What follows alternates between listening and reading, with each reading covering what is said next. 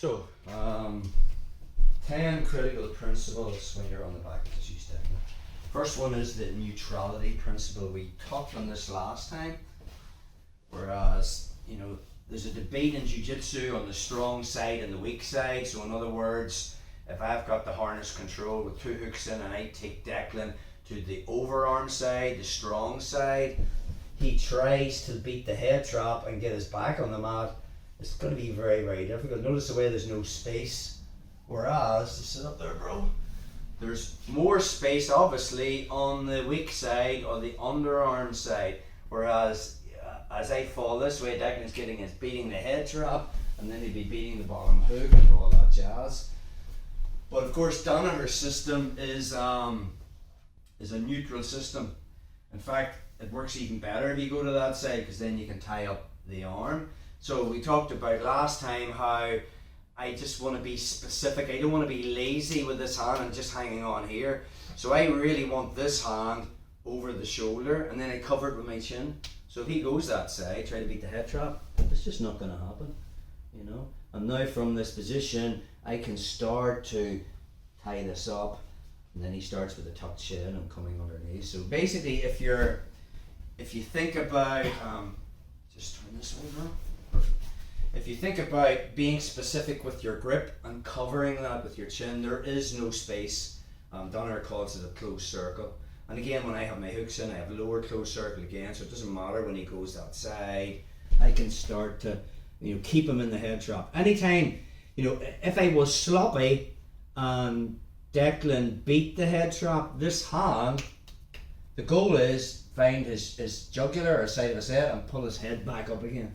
And now I'm back into the same position. Anytime I feel I've lost the head trap, relax. Anytime I feel I've lost the head trap, we're just going to pull the head back up again. So that's the neutrality, or our first concept, or the first principle.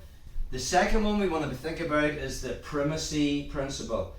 And that basically is Danaher rates chokes over joint locks. So obviously from here, obviously I want the rear naked choke. Perfect.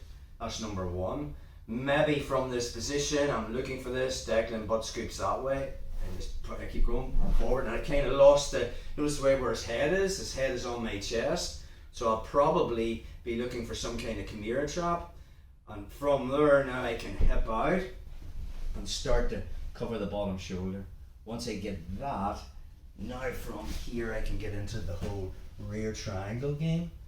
Okay, again, the number 2 submission in his back game is the back triangle.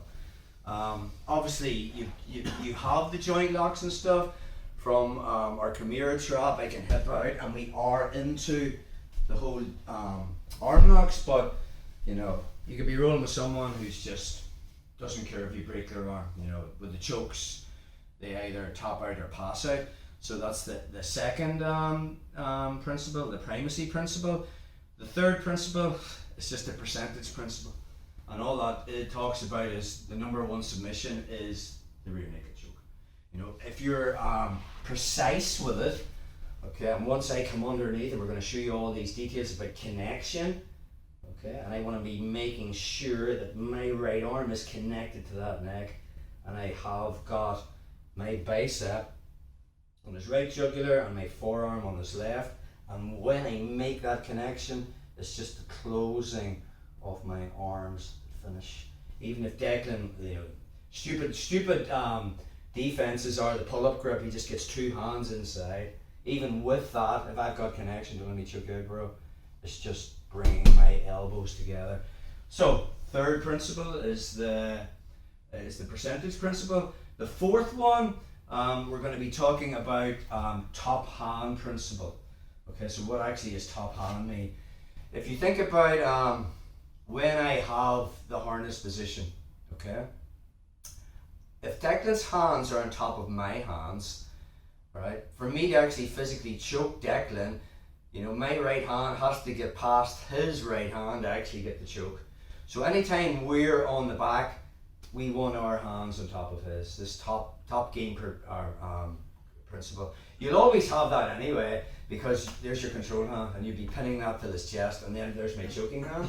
But obviously if Declan has connected his right hand on my right hand and he has the top hand, notice the way I can't get the choke. Whereas if I have the top hand, okay, I have the choke. Okay, all he has is a tucked chin, and we're going to show you that. Now so I want top hands, obviously. If I can't get top hands and he's got my hand, I'm falling to the underhook side, and even though he's made that grip, and I'm going to sell the choke, and he's going to be pulling this arm back, and I'm just going to let him. I'm going to tie it up on my leg. Again, from here, I don't want him wiggling this arm out, yes. So once I get it, I'm going to bring my foot and put my shoelaces behind his back. Get it out now, bro. And I'm pinning this to his chest. Okay. So one more time on that. So we're in our position. So it'll be a lot of hand fighting from here. If Declan has got his hands on me, I'm maybe finding this re-swimming, because the control hand is the important one. I'm not that bothered if he's got that top hand. If I have the top hand, and again, if he makes grips, you know, if he's doing stupid grips like that, I'm just going to re-pummel. We'll be showing you where to make the grips. You really want to be gripping at the knuckle line. Well, that's another principle. Take it back a step. But if he's grabbing at the wrist, notice the way how I can easily get top hand. And now from there, it's just a matter of me coming inside. Now I have the choke. But at hand fight, if Declan has, so in the drill we're going to do is, I'm going to have bottom hands, Declan's got top hands. So I need to bring this hand across, keep it in position, and re-pummel and pin. More than likely Declan has got this hand. I'll either pummel my wrist, find this, and then I'm in. Or if he's got the grip and I can't beat that hand fight, I'm falling this side. Notice the way when I fall this side, I don't want him beating the bottom hook. Beat the bottom hook, yes, take it back a step. So as I fall this side, incorporating stuff we've done before, I'm keeping the head trap, obviously, but as I fall this side, I'm playing post rear mount, so he can't beat the bottom hook.